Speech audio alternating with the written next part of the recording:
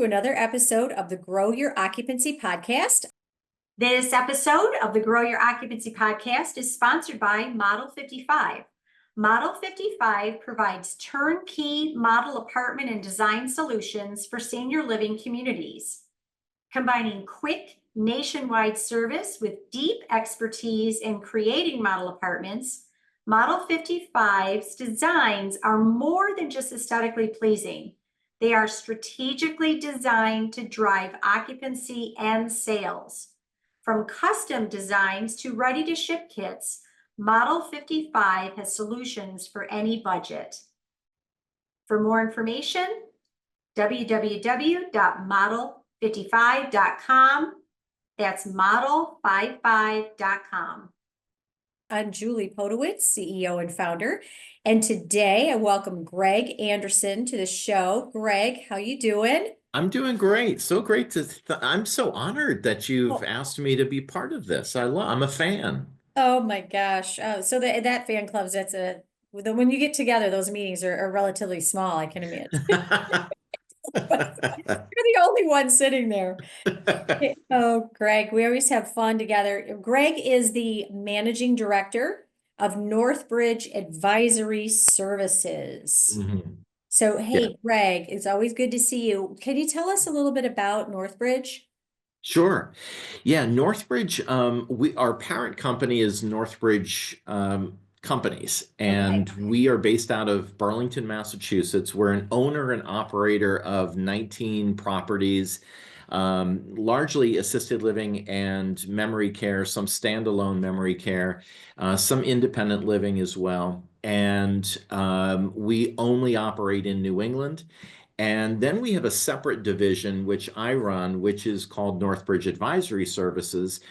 And for many years now, what we do is work with operators on a whole host of issues with relates to operations, staffing, agency, margins, sales, marketing, etc. And so we work nationally on that footprint. Got it. Wow. And so you said you're based you operate primarily in New England. Correct. What do you all find most beneficial about staying in like a regional Yeah. versus going kind of, national or a little bit here, a little bit there? Yeah.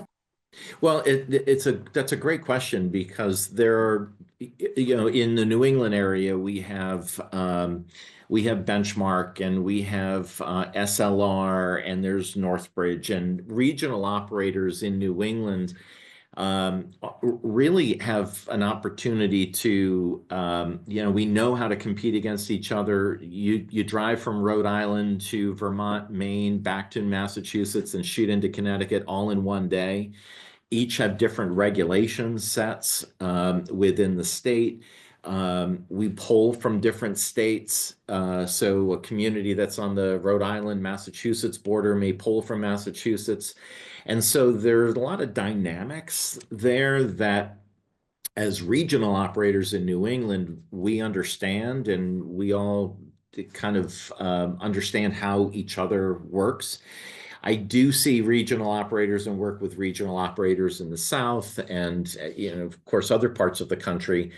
And they're similar. I love a regional operator. I love a regional operator. I think there's an understanding of the space they're in, the market they're in, and we do very well. We have no interest in being anywhere else. Further south we go is Connecticut.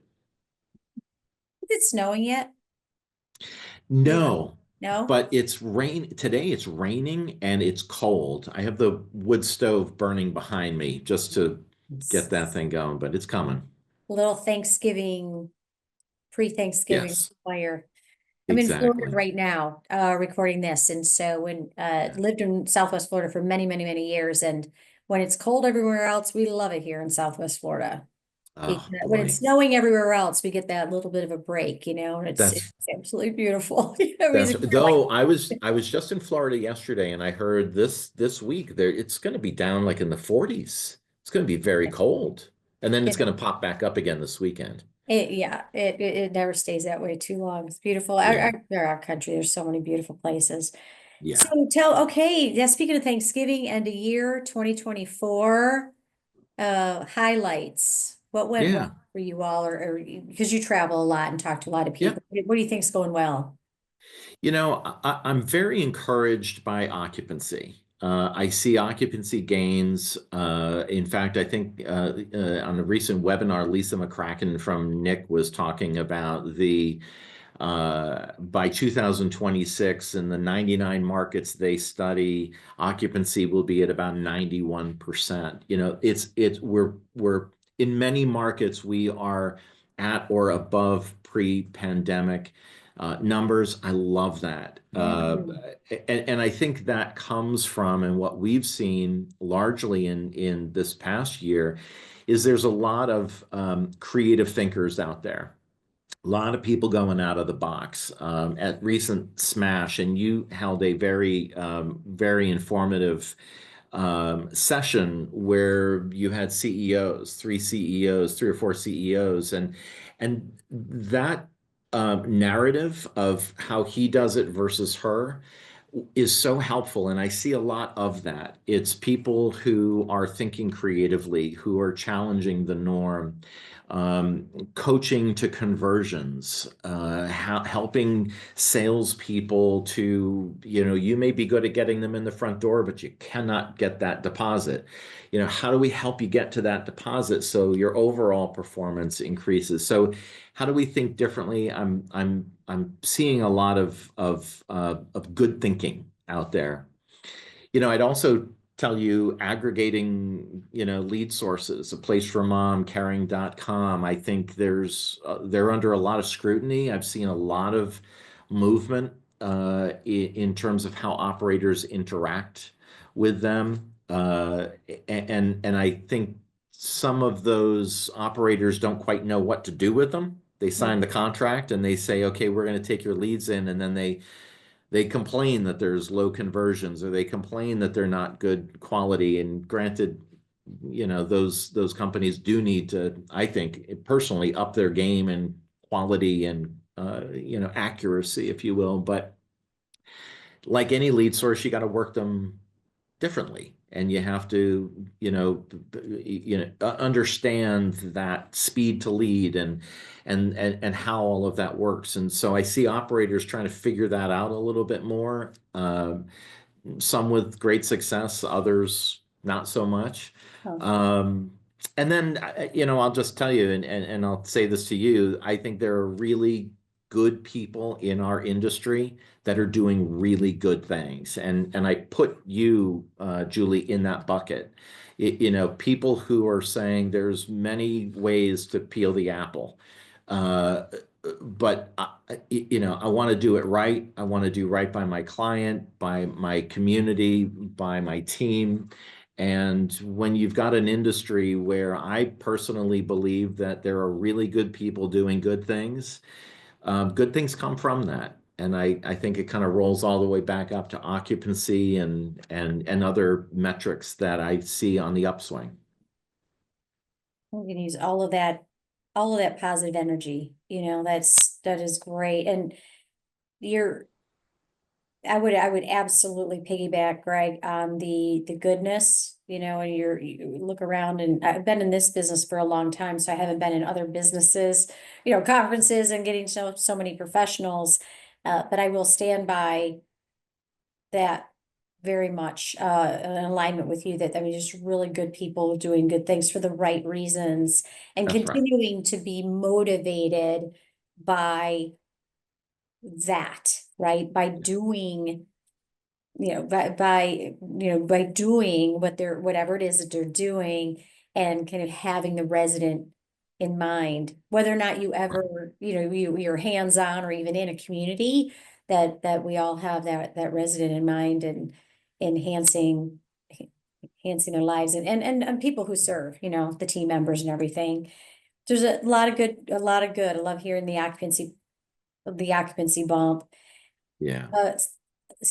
So going kind of in the other direction for area of opportunity or struggles.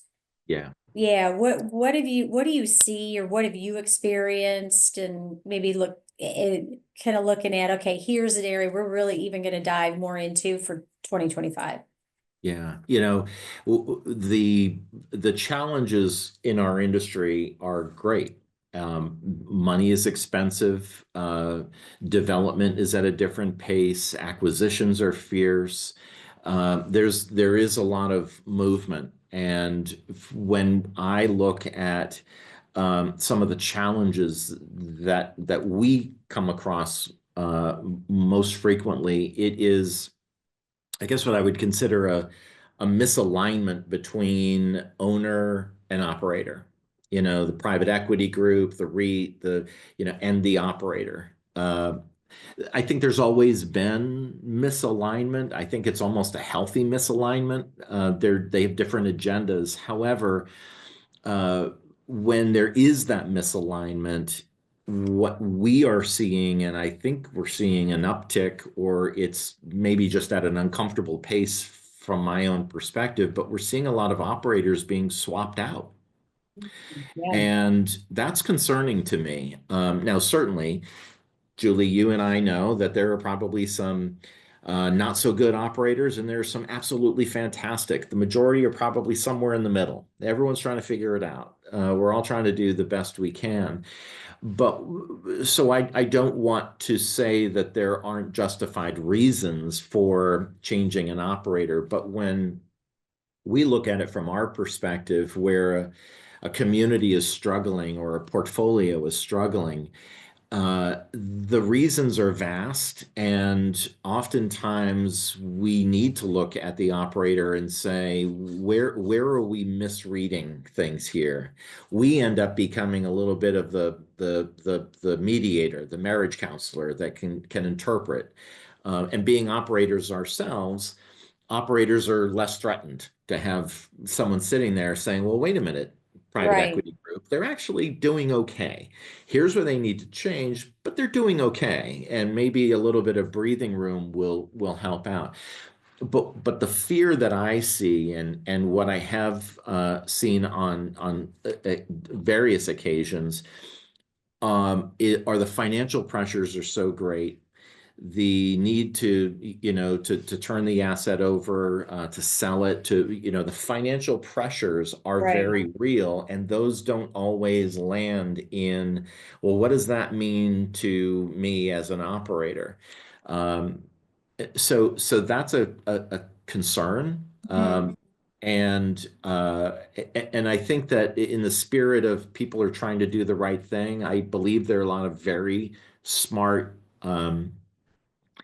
uh, yeah, I might even say compassionate people on the financial stakeholder end who say, look, I know this operator is trying, but boy, it's just not clicking, and we're running out of time.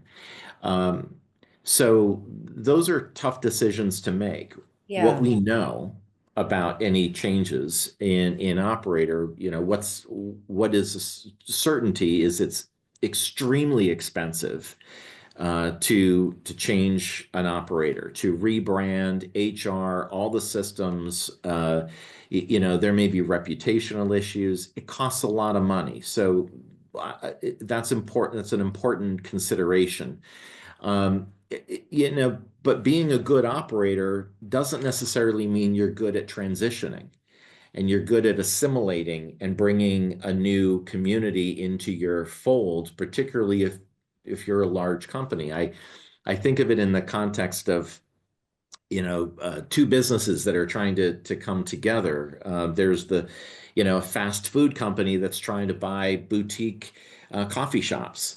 Well, one is about speed and move things through and quickly get it in and get it out the door. The other is a little bit about craft and it's not about speed, it's about quality, and those two are conflicting um, structures. So when you have a large operator that thinks globally, and you have a small community or a community that's been kind of operating in a different world, that's a hard jump. And not all operators are figuring out that code to bring a new community in, not to mention 5, 10, 15, or 20 properties into your fold. And so I see some hiccups in that area. The other thing I will say is, and we have a personal experience with this. There was a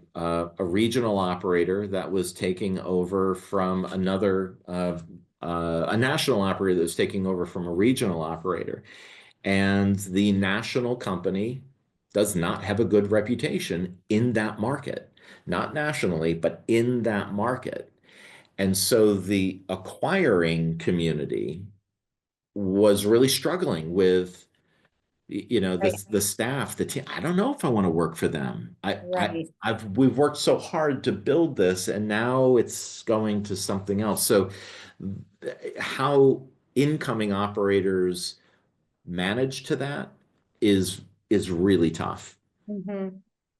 What is, so when you said that you're seeing a misalignment, Mhm. kind of going back to the challenge of the owner operator misalignment, Greg, are you saying, are you seeing an increase in misalignment, or is this, or why, I guess my question is, why is this, at the top of your mind? Yeah. Because there's so I, many I, challenges there's, yeah, there's sometimes change is necessary, like you said, but I'm just yes. curious if there's a reason, Yeah, a thought here, or an increase in it. yeah, I would say I don't know if it's a significant increase. We are seeing in the transition from one operator to another. We do see an uptick in it. You are, Uh, okay. It feels the that way, but Yeah. feeling isn't a statistic. Well, and there's a couple of reasons, just my own personal opinion. One is uh, there are financial pressures. We got to flip the portfolio. We got to sell it. We're a REIT. It's time's up. Mhm. And so there's a turnover in operator or operators are looking to grow.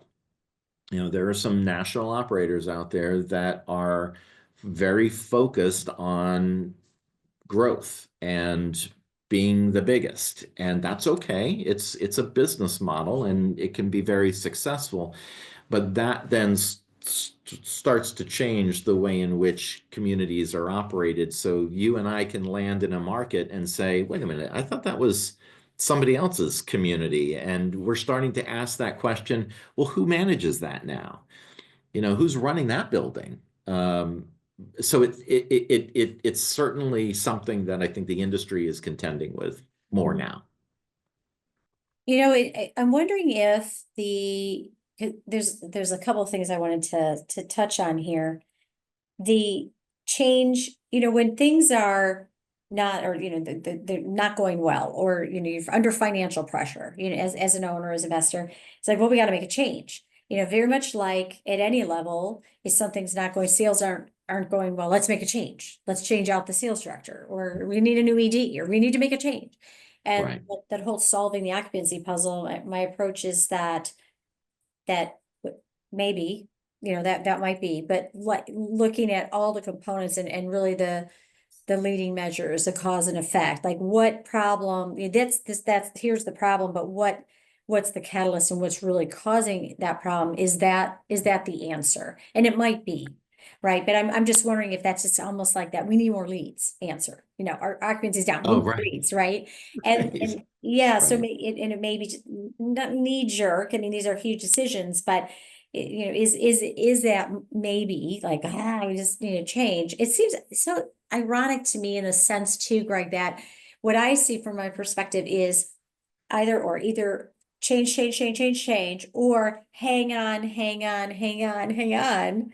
Yeah. He's like, come on, we need to, no, Right. make a change. There's, like, is Yeah. there somewhere in the middle we could meet, meet in the middle Well, to? Yeah, What is that middle? I'm not sure. yeah, what is it? Right, We right. don't really know. Yeah. What's interesting is you do have you know, gone are the days where occupancy is the only, problem in a building, and that, there are other issues. And so when you get the phone call that says, we're census challenged, there's likely reasons operationally that that is happening. And somebody with your experience and knowledge can unpack that a little bit and say, okay, it's not a lead issue. It's a conversion issue. It's a closing issue, or there are reputational issues in the market, or leadership, corporate culture, turnover. It really, there's a lot of, when you pull one lever, another one gets affected. 100%, And 100%. so it's trying to tease all of that. That's why people like you and me are busy at work, Mhm. because hopefully people are operators are going to continue to say, how can we fix this without blowing everything up before we're told that we're out. Right. And having that confidence mixed with humility, Yes. that confidence mixed with humility to say, I mean, I have a business coach who sometimes tells me, or Mhm. maybe not tells me things, but asks, it challenges me to look at things. That's really, Yes. and sometimes it can be almost painful, and I know what he's really saying, that it's like, yeah, you're right, and that's that you're confident with, coupled with humility. That's sometimes you're like, Right. really? I thought, Yeah. but to be open enough, because we're in that business, you and I, right? That, we're coming in with that objective set of eyes to say, not to be Yeah. critical of anything, of efforts and what good things people do, but hey, here's gaps, here are gaps. And like you said, here's typically not one thing, Yes. typically here, and here. And Right. maybe it's here, and here for way too long, and things it Right. just can't, and it's not the right fit. So thus a change in the big picture, an operator. And the other Yeah. thing I want to touch on real quick is that challenge of the coffee. I like that analogy of the fast food and the coffee shop. So if I'm a concierge coffee shop, and we're acquiring some, and I've done, lots of acquisitions, dispositions, you have workflow, have a workflow, systems, processes. The only way that you're really going to be successful in these acquisitions, dispositions, seamless, and then getting things going, and ramping up quickly, and uh, respecting the culture, respecting the team that's in place. How do so there's that, and then there's like, wait a minute, those systems of workflow, that's not at all like, you know, Yeah. I don't know that, is that ever solvable, but I hear you. It's an Yeah. interesting challenge, and it's not, certainly not unique to senior living. Of course. Yeah. Yeah. I'm sure you have seen plenty operators that think they've got it all figured out. This is our secret sauce. This is what Mhm. we do. We know it works. Julie, thank you for your opinion. Greg, I appreciate your recommendation, but we got this figured out. Um, the bravado in that, the ego in that, it has a healthy level, but sometimes it's over the top. And you operators really need to regulate that, and really make sure that they are being humble. They are being open to suggestions, particularly when there is a transition in operators. It's really important to understand that what we think has worked nationally might not work in Biloxi, where we think they just need to do what we tell them to do. So there's a lot of Right. dynamics and Yeah, challenges. totally. And diffusing uh, or taking the time, you know, Yeah, to do the discovery and to listen, and right. be able to sort of sort through what's what's real and then what is fear. Well, that's, Yeah. we've done that, that's, you know what I mean? So it's like, oh, no, that won't work. It could be, so, oh, we've heard that before, it won't work, but it's gonna work now, and you better bring their defenses down. Uh, versus, no, truly listen, this is, this is the culture, this is this small town. Yeah. That's just absolutely not, that message just isn't going to fly. And Right. yeah, Right. there's a balance there too, and Yeah. time isn't always our friend. It's Right. Exactly. really, Some things do need to breathe, yeah. but we don't always have that Wait, time. exactly, we don't. I mean, it's how many of us have Right. acquisition on Christmas Eve, it's Right. just like, Right. Merry Exa- Christmas. Exactly. Good luck. Yay.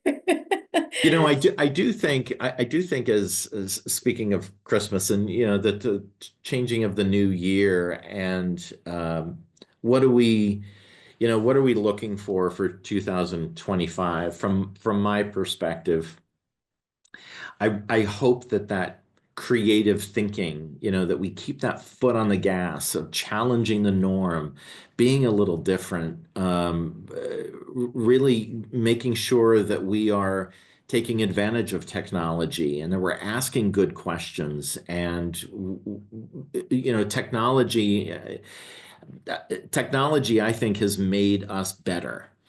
We don't always know how to use it, and we're very confused by it. And our antiquated senior living community company industry has not been an early adopter of technology, but man, it makes us sit up and pay attention, and that's a good thing. So I hope that continues, and people are looking at technology and they're looking at different ways of thinking. Um, I also believe that there's more years ago. Well, let me finish my sentence. There's more collaboration between operators. Years ago, 1999, I think it was, I was part of Benchmark when we were starting up, and Tom Grape had a vision. The vision continues. They are wonderful people. We compete against them, but they do a nice job. But early on, Wendy Nowakunski, who is our president at Northbridge, was there at Benchmark as well, and we would talk to small operators. Aegis was one of them. That was also out on the West Coast, but also a regional and Right, starting up. yeah, And we were kind of like, hey, we don't compete against each other, but what's working for you? yeah. And and some of these conference settings create that, and I think I hope people are continually asking what works. How can I learn from you? And it's not just in those conference settings. It's picking up the phone and calling my friend Joe and saying, hey Joe, what are you doing? I'm trying to get out of a box here, and I hope that continues. um, I do think, ownership pressures are going to continue to be an issue. I hope we don't see as much churn on operators. I'd love to see operators be given a chance. But at the same time, when there is a transition, that discipline of an operator to really, understand, are we doing this right? Are we assimilating this team in properly, or are we just doing it as a transaction and move on and go to the next? Um, so those are some of the things that I'm seeing for 2025. I think it's going to be a busy year. I'm very encouraged by occupancy. And as long as people like you are still out and about and doing the good work that you do, occupancy will continue to climb. Greg Anderson, what a pleasure today and any day. Let's schedule time next year, the same time. Let's just replay this and say, hey, let's recap 2025. I Yeah, love that. yes, and we could say, ha, remember when occupancy wasn't over 90%? Exactly. Exactly. Oh, remember those days? Remember, oh, geez, gosh. Oh my gosh, yeah. Those Oh, are the you. Studebaker days. Oh, thank you again so much. And thanks everybody for listening to this episode of the Grow Your Occupancy podcast. I'm Julie Podewitz, CEO and founder, and I would like to thank Model 55 for sponsoring this episode. Happy Thanksgiving, Greg, and Thank you. happy You too, Thanksgiving to all of Julie. you, no matter when you're listening to this.